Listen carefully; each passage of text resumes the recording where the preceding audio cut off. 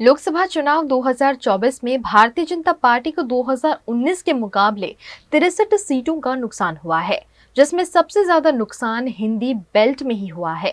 2024 लोकसभा चुनाव में एनडीए गठबंधन ने 292 सीट जीत ली है, जो बहुमत के आंकड़े 272 से 20 ज्यादा है। इस जीत के बावजूद भाजपा अकेले बहुमत लाने में कामयाब नहीं रही है। पार्टी को सबसे ज्यादा नुकसान उसका गढ़ कहे जाने वाले हिंदी बेल्ट में ही हुआ। भाजपा को यूपी में सबसे ज्यादा 29 सीटों का नुकसान हुआ है। 2019 में उसे 62 सीटें मिली थीं, जबकि इस बार पार्टी 33 पर सिमट गई। दूसरा सबसे बड़ा राज्य राजस्थान है, जहां उसे 10 सीटों का नुकसान हुआ। 2019 की 24 के मुकाबले इस बार उसे 14 सीटों पर ही जीत मिल सकती है। बिहार में भाजपा 2019 के मुकाबले 5 सीटों के नुकसान में रही। यहां उसकी सीटें 17 से घटकर 12 रह गई। इसी तरह झारखंड में पिछली बार की 12 के मुकाबले उसे 8 सीटें ही मिली, यानी कुल 4 सीटों का नुकसान हुआ। वहीं हरियाणा में पार्टी 10 से हटकर 5 सीटों पर सिमट गई। हिंदी बेल्ट के अलावा महाराष्ट्र में भी भाजपा को जबरदस्त झटका लगा है। 2019 की 23 के मुकाबले इस बार 9 सीटें ही मिली हैं, यानी वहां भाजपा को पूरी 14 सीटों का नुकसान उठाना पड़ा है। कुल मिलाकर भाजपा को इस बार 20% सीटों का नुकसान हुआ है। वहीं कांग्रेस को 90% सीटों का फायदा हुआ है। देश में आए लोकसभा चुनाव 2024 के परिणाम के बाद देश के प्रधानमंत्री नरेंद्र मोदी ने अपने पद से इस्तीफा दे दिया है। पीएम मोदी ने आज बुधवार दोपहर 2 बजे राष्ट्रपति द्रौपदी मुर्मू को इस्तीफा सौंप दिया है। साथ ही मंत्रिमंडल भंग करने की सिफारिश की। मोदी मंत्रिमंडल की आज सुबह 11:30 बजे आखिरी बैठक हुई। इसमें सरकार ने तीसरी बार जीत को लेकर धन्यवाद प्रस्ताव पारित किया। बैठक में 17वीं लोकसभा भंग करने की सिफारिश हुई। इसके बाद मोदी राष्ट्रपति भवन गए और अपना इस्तीफा सौंपा।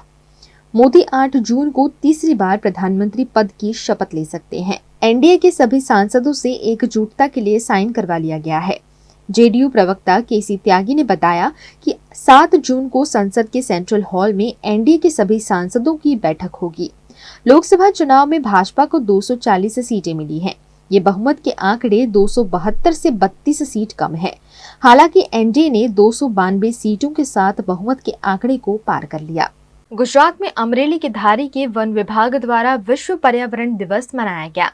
गुजरात के अमरेली जिले के धारी में वन विभाग के उप वन संरक्षक राजदीप सिंह झाला के मार्गदर्शन में विश्व पर्यावरण दिवस के उपलक्ष्य में वन विभाग के केसरी सदन में कार्यक्रम आयोजित किया गया।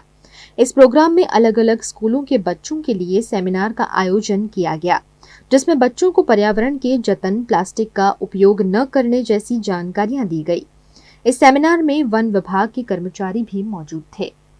આજ રોજ એટલે કે 5મી જૂને વિશ્વ પર્યાવરણ દિવસની ઉજવણી ગીર પૂર્વ વન વિભાગ ધારી ખાતે કરવામાં આવેલી છે, જેમાં સામાજિક વનીકરણ અમરેલી વિભાગ તેમજ ગીર પૂર્વ વન વિભાગની વિવિધ રેન્જોમાં અલગ અલગ કાર્યક્રમોનું આયોજન કરવામાં આવેલું છે, કે જેમાં પ્લાસ્ટિક કલેક્શન હોય કે વાઇલ્ડ લાઇફની મૂવી કે મહાનુભાવોના વક્તવ્યો, વૃક્ષારોપણ અને પર્યાવરણ લગત અલગ અલગ જે જાગૃતિના કાર્યક્રમો છે તેવા અત્રેથી કરવામાં આવ્યા છે। આજનું જે થીમ છે એ our land our future we are generation restoration, તો આ થીમ હેઠળ अलग अलग કાર્યક્રમોની ઉજવણી કરવામાં આવી છે। भारतीय जनता पार्टी को भले ही लोकसभा चुनाव 2024 में बहुमत न मिला हो, लेकिन ओडिशा में भाजपा की सरकार जरूर बन रही है। ओडिशा में बीजेडी अध्यक्ष नवीन पटनायक ने आज बुधवार 5 जून को सीएम पद से इस्तीफा दे दिया। उन्होंने भुवनेश्वर में राजभवन जाकर राज्यपाल रघुवर दास को अपना इस्तीफा सौंपा। पटनायक पिछले 24 साल से राज्य के मुख्यमंत्री थे। मंगलवार 4 जून को लोकसभा चुनाव के साथ ओडिशा और आंध्र प्रदेश में विधानसभा चुनाव के नतीजे भी आए। दोनों राज्यों में मौजूदा सरकारों को सत्ता गंवानी पड़ी। ओडिशा में बीजेपी को 147 में से 78 तो बीजेडी को 51 सीटें मिली। अब राज्य में भाजपा पहली बार पूर्ण बहुमत से अकेले सरकार बनाएगी। भाजपा ने अब तक यहां मुख्यमंत्री की घोषणा नहीं की है। पार्टी ने पीएम नरेंद्र मोदी के चेहरे पर ही चुनाव लड़ा। बहुत जल्द भाजपा नई सरकार बनाने का दावा पेश कर सकती है। ओडिशा में बीजेडी साल 2000 से लगातार सत्ता में रही। बीजेडी अध्यक्ष नवीन पटनायक 24 साल से मुख्यमंत्री हैं। उन्होंने 5 मार्च 2000 को पहली बार मुख्यमंत्री पद की शपथ ली थी। तब से 2019 तक वे 5 बार से ओडिशा के सीएम हैं। उत्तर प्रदेश के अमेठी में 2019 में राहुल गांधी को हराने वाली स्मृति ईरानी को कांग्रेस के किशोरी लाल शर्मा ने 1,66,022 वोटों से हरा दिया। उत्तर प्रदेश के अमेठी में इस बार दिलचस्प मुकाबला पहले से देखने मिल रहा था। राहुल गांधी को हराने वाली केंद्रीय मंत्री स्मृति ईरानी इस बार पहले से फंसी हुई दिख ही रही थी और कई दिग्गज उनके हारने की संभावना भी जता रहे थे। इसी बीच अमेठी में कांग्रेस के करीबी और सालों तक कांग्रेस की सेवा में रहे किशोरी लाल शर्मा ने स्मृति ईरानी को हरा दिया है। किशोरी लाल शर्मा ने उन्हें 1,66,022 वोटों से हराया है। इसके बाद कांग्रेस कार्यकर्ताओं में भव्य जश्न का माहौल देखा गया। किशोरी लाल शर्मा का फूल माला पहनाकर स्वागत किया गया। केंद्रीय कांग्रेस कार्यालय पहुंचे किशोरी लाल शर्मा ने केक काटकर जीत का जश्न मनाया। केंद्रीय मंत्री स्मृति ईरानी को हराने वाले किशोरी लाल शर्मा ने मीडिया से बातचीत करते हुए मतदाताओं का आभार भी प्रकट किया। तो आभारी हूँ यहाँ की जनता का ऊपर जाता है जिन्होंने इतने कम समय में और एक हफ्ते के पहले के अंदर मेरे साथ कंधे से कंधा मिला के काम किया और ये जो जीत है ये यहाँ की जनता का भी मैं महसूस करता हूँ और ये जीत जो होती है अपने साथ बहुत जिम्मेवारियां भी साथ लाती है। तो बहुत सी जिम्मेवारियां उन्होंने मेरे कंधे पे ला दिया। हमें खुशी इस बात की है कि राहुल जी ने मन से कहा कि अमेठी जो रायबरेली में काम होगा वो अमेठी में भी होगा। तो बहुत सी जिम्मेवारियां तो राहुल जी खुद ले ली अपने कंधों पे साथियों भी करना मैंने। तो मेरा ये कहने का मतलब है कि जब भी मैं हमेशा अपने भाषण में कहता हूँ कि मतदाता सर्वोपरि होता है। इसका सम्मान जो जनप्रतिनिधि नहीं करता है उसकी जिंदगी बड़ी छोटी होती। तो ये मैं कहता हूँ कि जो भी यहाँ पे आप लोगों ने प्यार दिया है, जो जिम्मेवारी दी है, मैं कोशिश करूंगा कि मैं उसको निभाने की ईश्वर मेरे को ताकत है और मैं आपकी सेवा करता हूँ। तो काफी चीजें अब बहुत सारे केक ले आए, मतलब ये तो अच्छा है।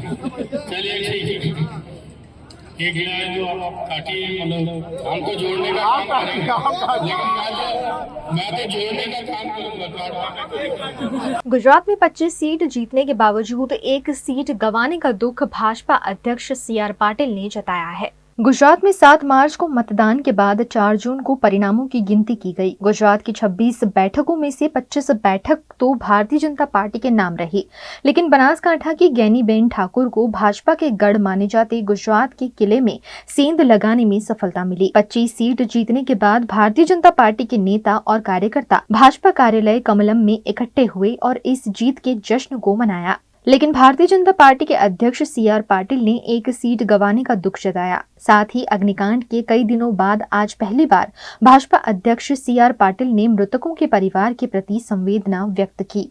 लोकसभा का 18वां इलेक्शन, गुजरात का इलेक्शन, जो प्रक्रिया शुरू हुई, जब से वोटिंग हुआ और काउंटिंग हुआ, संपूर्ण प्रक्रिया पूरे देश में कदम शांतिपूर्ण रूप से अगर कोई पूरी हुई होगी तो गुजरात में हुई है। उसके लिए मैं गुजरात के सभी मतदाता भाई बहनों का आभार व्यक्त करता हूँ। सभी अधिकारी, कर्मचारी, पदाधिकारी, आप सब लोग, प्रिंट और इलेक्ट्रॉनिक मीडिया के सभी आप सब भाई बहनों ने और सभी लोगों ने, नामी अनामी लोगों ने जो हेल्प की, उसकी वजह से संभव हुआ है। इसके लिए हम आपका बहुत बहुत आभार व्यक्त करते हैं। हम यहाँ 26 सीट 2 बार पहले जीते थे, तीसरी बार भी हम 26 सीट जीतने का टारगेट लेके चल रहे थे, मगर हम एक सीट सिर्फ 31,000 के हार गए और बाकी सीट हम 25 थी, उस पर एक बिनहरीफ हो गई थी। 24 सीट जो हम जीते हैं उसमें से 7 लाख के ऊपर भी हम जीते, 5 लाख के ऊपर, 4 लाख के ऊपर, 3 लाख के ऊपर, 2 लाख के ऊपर। एक ही सीट हम सिर्फ 25,000 से ऊपर जीते, बाकी सभी सीट हम लाखों वोट से जीते हैं। जो लास्ट टाइम जितने परसेंट के वोट हमें मिले थे उतने ही वोट हमें भी इस बार भी मिले, मगर कहीं ना कहीं कोई कमी हमारी रह गई होगी, हम उसको ढूंढेंगे, हम लोगों से माफी मांगेंगे और उसमें सुधार भी करेंगे। हमारे सरकार के मुख्यमंत्री भी यहाँ पर हैं, तो अगर सरकार की गलती होगी तो वो भी देखेंगे, संगठन की कोई गलती होगी तो हम भी उसके ऊपर गौर करेंगे और जरूर उसके ऊपर हम काम करेंगे कि हमारे सामने अगर किसी को कोई कंप्लेन हो तो दूर करने की जरूर चेष्टा करेंगे। ये जो पूर्ण प्रक्रिया पूरे गुजरात में जो सिस्टम है पहले से शांतिपूर्ण तरह से होती है, इस बार फिर से यहाँ पर शांतिपूर्ण रूप से हुई है, ये भी अपने आप में बहुत बड़ी बात होती है। हमने जीत के बाद भी कोई भी उसके लिए कोई रैली नहीं निकालना, कोई मिठाई नहीं बांटना, कोई ढोल नगारा नहीं बजाएंगे, ऐसा एक संकल्प किया था, क्योंकि राजकोट में अग्निकांड में जो दुखद घटना हुई थी उसके उन लोगों के दुख में हम भी शामिल हैं। इसके लिए हम कोई कार्यक्रम नहीं करेंगे कहा था, हमने कोई कार्यक्रम नहीं किया है।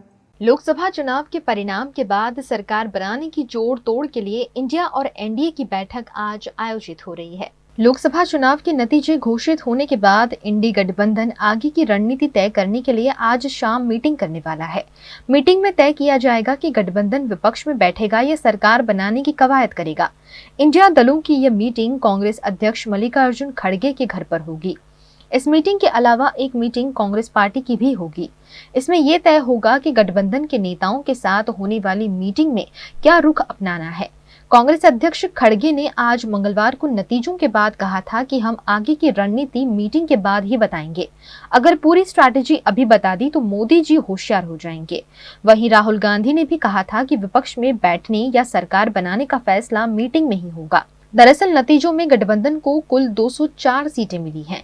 सरकार बनाने के लिए गठबंधन को 272 सांसदों का समर्थन चाहिए। ऐसे में बहुमत के लिए उसे मौजूदा सीट शेयरिंग से बाहर भी पार्टनर खोजने होंगे। ममता बनर्जी की टीएमसी के 29 सांसदों के अलावा टीडीपी और जेडीयू के समर्थन की भी गठबंधन को जरूरत होगी। रिपोर्ट्स के मुताबिक इन पार्टियों को गठबंधन में शामिल करना है या नहीं, इस पर भी आज मीटिंग में चर्चा होगी। गुजरात के वडोदरा में आज महानगर पालिका ने विश्व पर्यावरण दिवस कमाटी बाग में वृक्षारोपण कर मनाया। आज पूरी दुनिया विश्व पर्यावरण दिवस मना रही है। दिन ब दिन बढ़ते जा रहे ग्लोबल वार्मिंग के कारण पर्यावरण को बचाने की अति आवश्यकता के चलते पर्यावरण जागृति की मुहिम तीव्र करने के उद्देश्य से ये दिन मनाया जाता है। आज विश्व के साथ साथ गुजरात के वडोदरा में भी विश्व पर्यावरण दिवस मनाया गया। वडोदरा महानगर पालिका ने कमाटी बाग के नाम से जाने जाते सयाजी बाग में वृक्षारोपण कार्यक्रम किया। इस अवसर पर वीएमसी मेयर पिंकी सोनी, गुजरात विधानसभा के मुख्य दंडक बालू शुक्ल, सयाजीगंज विधानसभा विधायक केयू रोकड़िया, स्थायी समिति चेयरमैन डॉक्टर शीतल मिस्त्री सहित वीएमसी के कॉर्पोरेटर्स मौजूद रहे। आज 5 जून यानी विश्व पर्यावरण दिवस है। आज के दिन पूरे विश्व में 1972 से लेकर आज तक विश्व पर्यावरण दिन मनाया जाता है और धरती को बचाने की कोशिश की जाती है पर्यावरण से। आज बड़ौदा शहर में भी सयाजी गार्डन में कॉरपोरेशन द्वारा ये कार्यक्रम आयोजित किया गया था वृक्षारोपण का। उसमें मेयर श्री, चेयरमैन श्री, हमारे नए हमारे सांसद डॉक्टर हिमांग भाई और विधायक केवरू भाई और सभी पदाधिकारियों के साथ यहाँ वृक्षारोपण हुआ है। आपके माध्यम से सभी बड़ौदा वासियों को भी मैं विनती करता हूँ कि अगले दिनों में जब बारिश के बाद में जब हम वृक्षारोपण कार्यक्रम लेंगे तब अपने आसपास में जहाँ भी हमें जगह मिलती है वहाँ हम वृक्षारोपण करें। पर्यावरण दिवस, आज विश्व पर्यावरण दिवस है। पर्यावरण प्रीति परमो धर्म। हमारी हिंदू संस्कृति में पर्यावरण को, प्रकृति को ईश्वर के समान माना गया है और उनकी पूजा भी की जाती है। श्रावण के महीने में आने वाले सभी त्यौहार जिसमें पर्यावरण को प्राधान्य दिया जाता है, चाहे फिर वो गौरी व्रत हो जिसमें, या फिर नवरात्रि हो जिसमें जवारा करके पूजा की जाती है। और गौरी व्रत में बहुत ही छोटी उम्र से बच्चों के मन में पर्यावरण के प्रति प्रीति जागे, उसके प्रति उसका स्नेह भाव का एक ऋणानुबंध की शुरुआत हो। इसके चलते हमारे पूर्वजों ने पर्यावरण के तरफ हमारा मानव धर्म क्या है वो भी हमें एक सूचक दृष्टि से समझाया है। आज विश्व पर्यावरण दिन है, उसका सेलिब्रेशन वडोदरा कॉरपोरेशन के द्वारा कमाटी गार्डन में, संगन गार्डन के सामने एक बायो फेंसिंग का प्लांटेशन करके किया है। यहाँ बुद्धा बाम्बू का प्लांटेशन किया गया है। इस कार्यक्रम में आज गुजरात सरकार के मुख्य दंडक ऐसे बाळुभाई शुक्ला जी, वडोदरा की मेयर श्रीमती पिंकीबेन सोनी, धारासभ्य केरुभाई रोकड़िया, म्यूनिसिपल कमिश्नर श्री दिलीप राणा जी, सारे काउंसिलर, सारे अधिकारीगण इधर, और हमारे नए चुने हुए member of parliament Shri Hemant Joshi ji आज इधर पधारे हुए हैं। सभी ने ट्री प्लांटेशन करके आज का दिन मनाया है। बड़ौदा के अलग अलग एरिया में, खास करके गोत्री गार्डन में, कमला नगर गार्डन में और आजवा रोड पे महावीर हॉल के पास डिवाइडर पे प्लांटेशन करके ये आज का दिन मनाया जा रहा है। अभी बारिश का सीज़न चालू होगा तो आपके माध्यम से सारे नागरिकों, सारे एनजीओ को अपील करता हूँ कि बड़ौदा शहर में 100 से ज़्यादा गार्डन है, काफ़ी सारे ग्रीन बेल्ट है, काफ़ी सारे डिवाइडर है। सभी नागरिकों को अपील करता हूँ कि अगले 1 महीने में जो भी वृक्ष लगाएंगे उसका सर्वाइवल रेट ज़्यादा होगा। तो आओ साथ मिलकर ज़्यादा से ज़्यादा पौधे लगाए